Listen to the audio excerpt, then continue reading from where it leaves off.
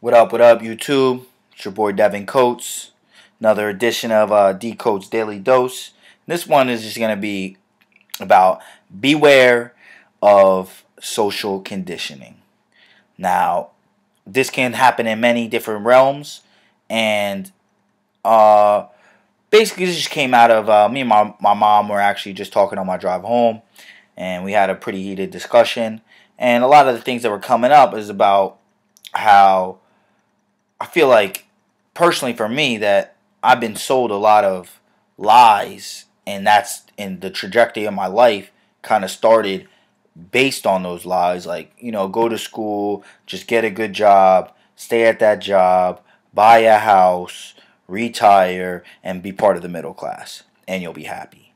And I'm really just starting to realize that. I mean, I feel like I'm not really starting, but I've been realizing that. And even after my first year of college, I kind of realized that what it was all cracked up to be was not what it really was. And I just got my fucking student loans, and it's like, that shit's like around 40 grand, and they're asking for like all this money. And it's just really like, that wasn't worth 40 grand, bottom line. And a lot of social conditioning is the reason why I made those decisions. But everything happens for a reason, so it's not like I regret it because I know better now. But I mean, this can happen in a lot of realms, even at a job.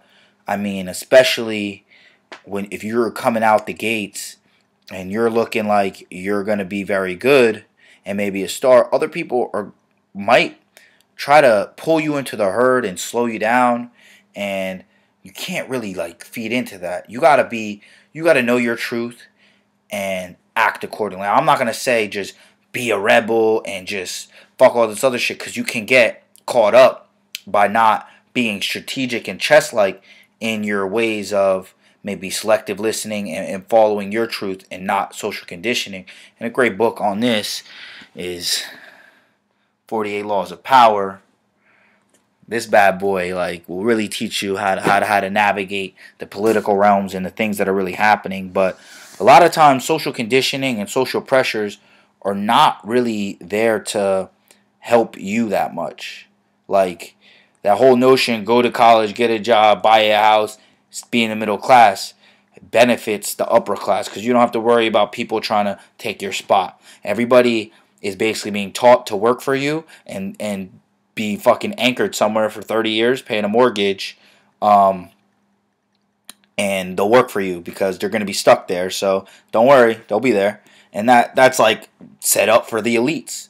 And it's kind of like a lot of the things that you're taught, and even in a job realm, like if you're doing really well and have techniques that other people have never heard before and seen before, and they're a bit scared of because they don't want it to work, they might tell you, don't do that. I'm just trying to give you advice. Don't do that. I wouldn't do that. I wouldn't do that. And that really might be just kind of throwing shade that they want to bring you back into the herd. And when you start leaving the herd, they're like, don't go over there. And Glendon Cameron, he's one of our first subscribers. He's actually one of the first educational things I bought too. His Hustler Kung Fu.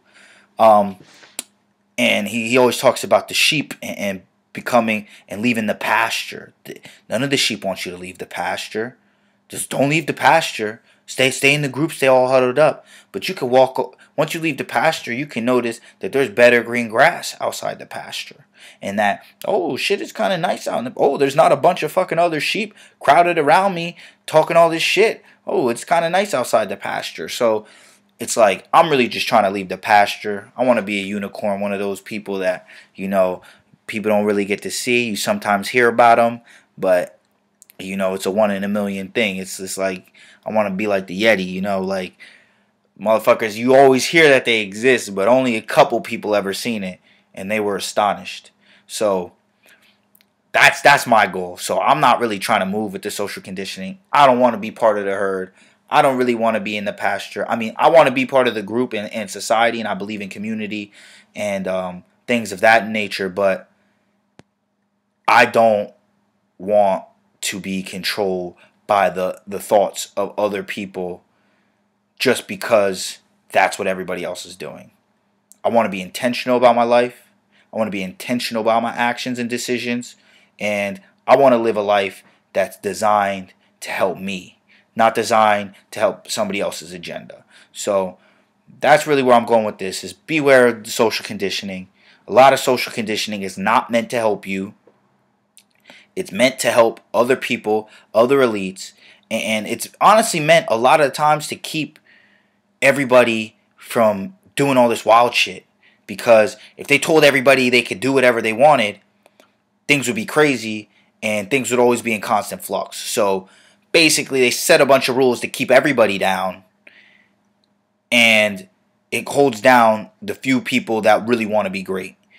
Some people, I'm not saying they're meant to be held down, but some people aren't trying to strive for more. And if you gave them more freedom, they would just do bad shit. Or maybe not. Maybe I'm just cynical.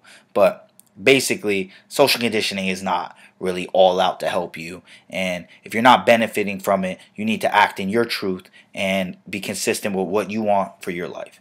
This one went a little longer, but I feel like it's a good topic because social conditioning is a motherfucker. But if you like the content, please click the like button. Please subscribe. Leave some comments below. Until next time, it's your boy Devin Coates. Peace.